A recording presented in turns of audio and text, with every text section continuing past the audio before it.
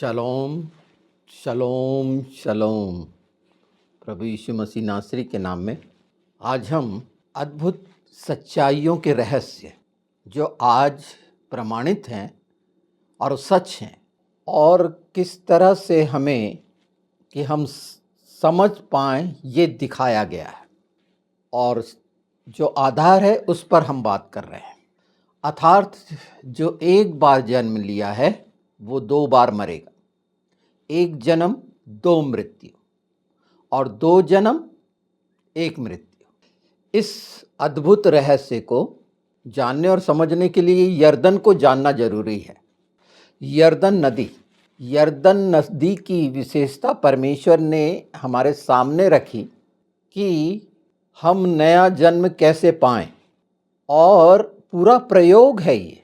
जिस तरह भौतिक संसार में एक नदी में, जिसका मतलब होता है यरदन का, जो नीचे उतरता है, अर्थात जो बपतिस्मा लेते हैं ना, जिन्होंने बपतिस्मा लिया है उनको पानी में डुबोया जाता है। और जो पानी में डूबने के शारीरिक अनुभव हैं और आत्मिक अनुभव हैं, उस शिक्षा पर आधारित है, उस विश्वास पर आधारित है, या उस समझ या उस जानकारी पे आधारित है जो बपतिस्मा लिए हुए हैं। पर एक अकाट्य अद्भुत सच्चाई जो प्रमाणित है और साफ साफ दिखती है, और ये इसीलिए है कि हम विश्वास पाएं, विश्वास में मजबूती पाएं, विश्वास में बढ़ें। पवित्र शास्त्र में जब प्रभु यीशु से चेले बोलते हैं कि हमारा विश्वास बढ़ा, तो ये विश्वास बढ़ाने की वो हिस्से हैं जो हमारे सामने रखे गए हैं। यरदन मृत सागर से मिलती है ना, वो नदी उतरती है वहाँ मृत सागर। ये अद्भुत सच्चाई भी बहुत अच्छी थे, इसका महत्वपूर्णता जाने समझें कि मृत सागर समुद्र तल की जो ऊंचाई है उससे भी नीचे है। एक ऐसा जो 0 पॉइंट है, वर्ल्ड का 0 पॉइंट जो कहलाता है, वो मृत सागर है। ये प्रश्न आ जाना चाहिए कि ये मृत सागर इज़राइल में ही क्यों परमेश्वर ने रखा। मतलब वो जो एरिया है और उसमें लोग डूबते क्यों नहीं हैं, ये कि उसमें नमक ज़्यादा है, ये वाली बात नहीं कर रहा मैं। परमेश्वर ने जो रखे यरदन, और अभी हम मृत सागर और बपतिस्मा, और उस यरदन नदी में जो कार्य हुए, वहाँ पर जिन कार्यों को करा गया वो कितना यथार्थ है प्रभु यीशु के बपतिस्मे से लेकर। पर उसके पहले नमान कोढ़ी का 7 बार यरदन में डुबकी लगाना और पूरी चंगाई पाकर एक बात जो लिखी है कि उसके शरीर जो हो गया था एक नवजात बच्चे जैसा, कितना सुंदर। अर्थात ये 7 बार की अवस्था, जब वो 7 बार ऊपर नीचे गया होगा तो हर बार चेक भी कर रहा होगा, क्योंकि उसे वो तो ये मानता था कि उसके देश में सीरिया में बहुत सी पवित्र नदी हैं, जैसे ज़्यादातर देश पवित्र नदी माने जाते हैं, मानते हैं अपने देशों की। पर यरदन किस रीति से दिखाती है कि एक शुद्धता, पवित्रता, नवीनता सिर्फ यरदन के अंदर है। यरदन के अंदर है, मतलब जो हमारे सामने दिख रही है। और यीशु ने कहा जीवन का जल मैं हूँ, जल के नीचे जाना, यीशु के साथ मृत्यु में गाड़े जाना। ये खूबसूरती को पहले पहचानना चाहिए कि इसका कोई मुकाबला नहीं है, इसकी तुलना नहीं है। मैं भौतिक संसार की यरदन का मतलब नहीं बता रहा। लोगों की इच्छा रहती कि यरदन में ही जाके बपतिस्मा लें, बिल्कुल ठीक है, पर वो सिंबॉलिक रखा गया है। और इस सच्चाई को मानिए कि यीशु में जो बपतिस्मा लेते हैं, जैसी जैसी आज्ञाएं बपतिस्मे के लिए प्रभु यीशु ने ठहराई, पवित्र शास्त्र में साफ बोला गया कि तुझे जल से और आत्मा से जन्म लेना आवश्यक है। तो ये जल से जल में बपतिस्मे का, यूहन्ना बपतिस्मा देने वाले का हम बाइबल में बहुत अच्छे से जानते हैं। और प्रभु यीशु का वो विवरण, यही यूहन्ना बपतिस्मा देने वाला जो मन फिराव का बपतिस्मा देता था, एलिया की आत्मा में था, एलिया के वस्त्र पहना था। एलिया जैसे वस्त्र नहीं, एलिया के वस्त्र ही पहना था। और इस गहरे रहस्य को जानना है तो जो जकरिया था, जकरिया की पारी थी ना, उसके पिता की पारी थी ना, तो उस जगह पर पवित्र स्थान में वो वस्त्र रखे हुए थे। जैसे आज एक प्याला माना जाता है, एलिया का प्याला, एलिया की आत्मा में, एलिया की आत्मा के काम, मन फिराव के लिए।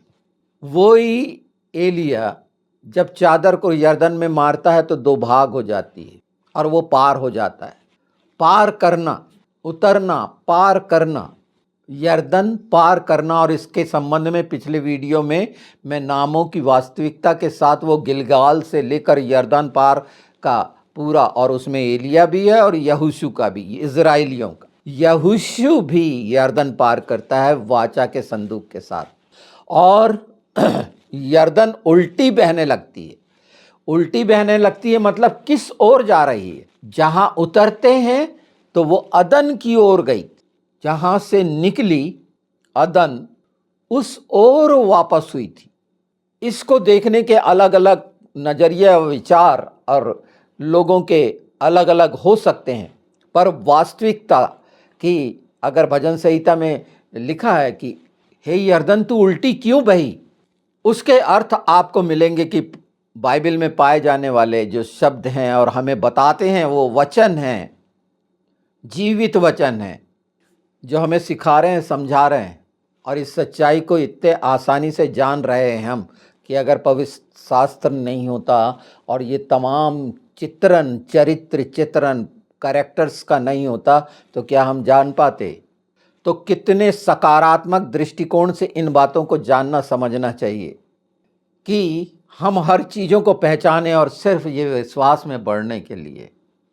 इब्रानी में साफ कहा गया है 9 में कि एक बार मरना और न्याय का होना जरूरी है, यानी उसके बाद वो दूसरी मृत्यु है। दूसरी मृत्यु, दूसरी मृत्यु, और दूसरी मृत्यु आत्मा की है जो हमेशा की। और इसके लिए प्रकाशित वाक्य 20 देखना पड़ेगा। 20 में आप आराम से इन बातों को पढ़ सकते हैं। पहली बात तो उसमें निश्चित कर दिया गया परमेश्वर की ओर से कि मृत्यु का हम पर अधिकार नहीं। 20:6 ये साफ साफ बताता है। अगर हम 14-15 देखते हैं प्रकाशित वाक्य 20 का, तो आग की झील, जहाँ दूसरी मृत्यु होनी है, वो नरक जो हम हमेशा धधकता रहता है और जो उसमें डल गए हैं। और ये बनाया गया था शैतान के लिए, ना कि मनुष्य के लिए। पर जो मनुष्य शैतान बन गए, अर्थात यीशु पर अविश्वास किया, पिता पर अविश्वास किया और आज पवित्र आत्मा पर अविश्वास करते हैं, उनके लिए वो आग की झील है, जो दूसरी मृत्यु, और उनका नाम पुस्तक में नहीं होगा, जीवन की पुस्तक में नहीं होगा। यही प्रकाशित वाक्य की सील है। अगर ये हमारे जीवन में असर नहीं करती है और ये कोई प्रभाव नहीं लगाती और हम इस भय में नहीं आते, तो जान लीजिए कि आप संसार के भय में हैं, परमेश्वर के भय में नहीं है। नहीं तो परमेश्वर के भय में तब होते कि परमेश्वर के वचन का जो प्रेम है आपके जीवन में होता। आप प्रेम रहित है, नया जीवन नहीं हुआ, उनके लिए आग की झील है। चाहे आपने बपतिस्मा पा लिया, बपतिस्मा मैंने बताया था एक जो भौतिक तरीका, मनुष्य जब पानी में उतरता है तो पानी के अंदर भी प्रकाश देखता है। एक क्षण के लिए उसकी सांस बंद हो जाती है। वो एहसास, कौन से एहसास के साथ वो जा रहा होता है?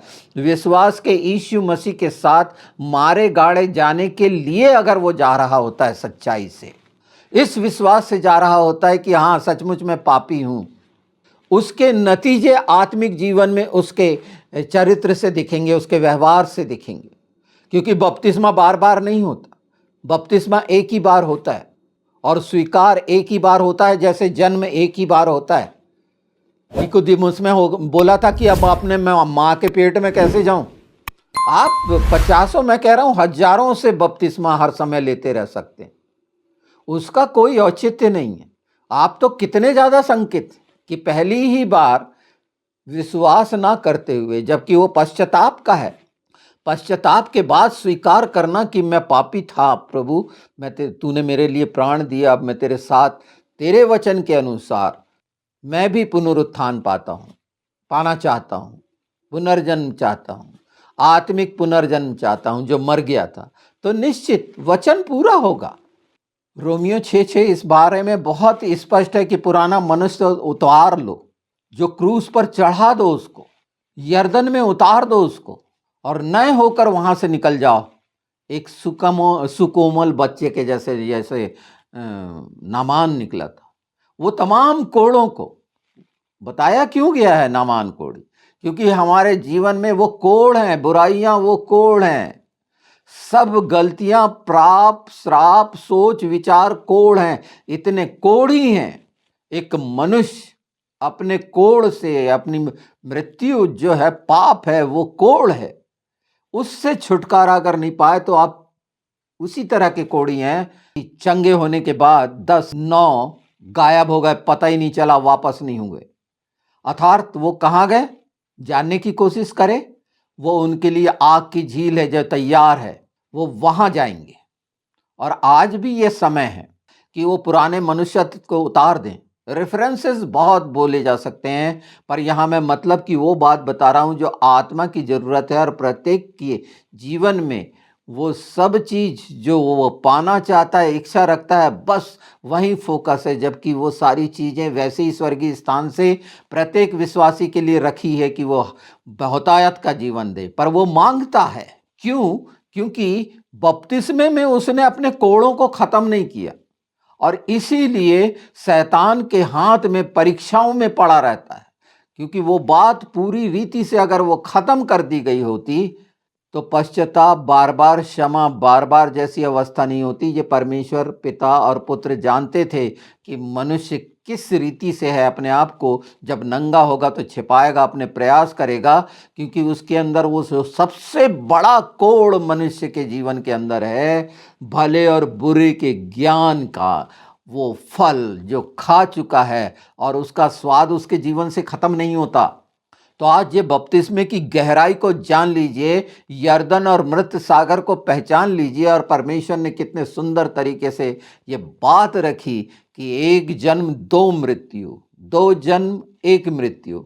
ये अगर आपका फार्मूला हो जाए, ये चीजें अपने जीवन में लागू करने के लिए आप ये इच्छा रखें यीशु के नाम में, तो वो पूरी क्यों नहीं होंगी।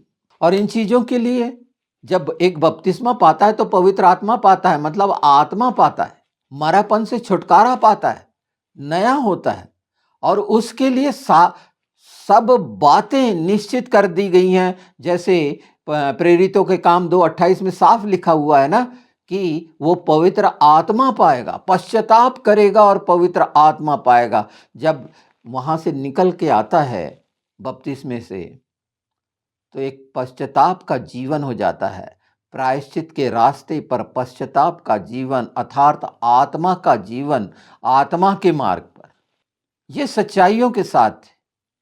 और जो इधर उधर दाएं बाएं देखता है और रीति रिवाज के अनुसार करता है, तो फिर उसे सोचना चाहिए। इसीलिए पवित्र आत्मा इस विषय पर यह सच्चाई जो बपतिस्मे की है सामने रख रहे हैं कि पूरा पूरा छुटकारा पालें और आत्मा का बपतिस्मा पालें, जिसके लिए पहले कह दिया गया है कि अंतिम समय में आत्मा उंडेला जाएगा। तो ये आत्मा के, पवित्र आत्मा के अभिषेक के, आग के अभिषेक का समय है, तो वो पालें। तो जब पहला ही खत्म नहीं हो रहा, पहले से ही छुटकारा नहीं हुआ, तो ये दूसरा कैसे पाएंगे। एक बार फिर से अध्ययन कर लेना यूहन्ना 3:13-17।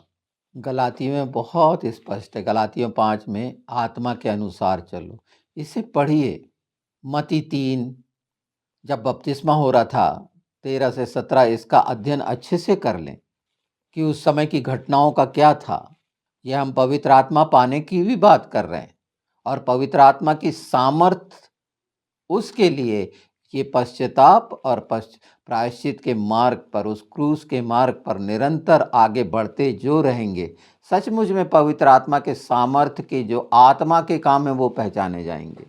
फिर वो संसार और शरीर और बुद्धि के अनुसार जो गलत फहमी में पड़े हुए हैं उनकी बात मैं नहीं कह रहा, पर आज इस वास्तविकता को सच्चाई से अंदर से जान ले, पहचान ले कि मनुष्य क्यों गलती बार बार करता रहता है और शर्मिंदा होता रहता है, लज्जित होता रहता है, प्रताड़ित होता रहता है, परीक्षाओं में पड़ा रहता है, अपना सुख चैन खो देता है यीशु में रहने के बाद भी।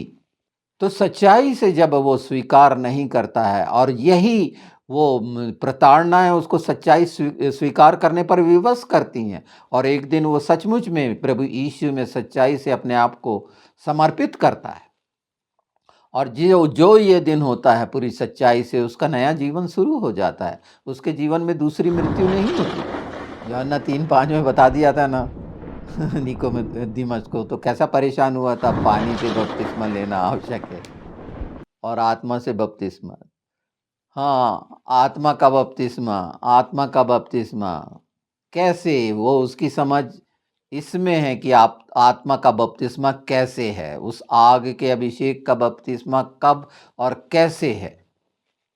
जल से तो ले लिए, वचन से तो ले लिए, वचन को स्वीकार कर लिए, अंगीकार कर लिए, मान लिए मन से, और उसके बाद भी शरीर की अवस्था में जो है, कोढ़ की अवस्था में है वो, क्योंकि उसने अपना कोढ़ खत्म नहीं किया उस जगह पर, वो तमाम चीज़ों से छुटकारा पाने की उसने इच्छा रखी ही नहीं।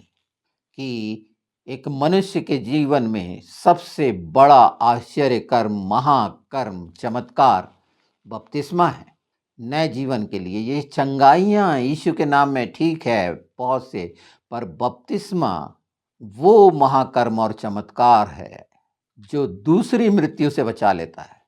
तो कितनी दृढ़ता, ईमानदारी और सच्चाई और समझ को पहचान के, इन सच्चाइयों को जान के जो आज आपके कान सुन रहे हैं, बपतिस्मे के लिए तैयारी ये होनी चाहिए। प्रेरित का काम 1:8 में कि तुम पवित्र आत्मा पाओगे और पवित्र आत्मा के सामर्थ्य के कामों का प्रगटीकरण होगा, वो उतरेगा तुम पर। तुम जब यर्दन में सही से उतरोगे, उस नीचे पे यीशु ने कहा कौन नीचे उतरा और कौन ऊपर चढ़ा। ऊपर चढ़ना, नीचे उतरना, वो सब कुछ कर चका। मेरी आत्मा ये चाहती कि सचमुच मारा गाड़ा जाना, जब हम बोलते हैं तो उसके साथ हम उतरे थे क्या उन नीचाइयों पर, तो वो ऊंचाइयों पर वो उतरेगा। क्यों नहीं उतरता लोगों के जीवन में पवित्र आत्मा? क्यों? उबड़ खाबड़ है आपका रनवे, जहाँ प्लेन लैंड करता है तो उसको कितना प्लेन होना चाहिए, कितना अच्छा होना चाहिए, तो उतरने के लिए पवित्र आत्मा का मंदिर होना चाहिए।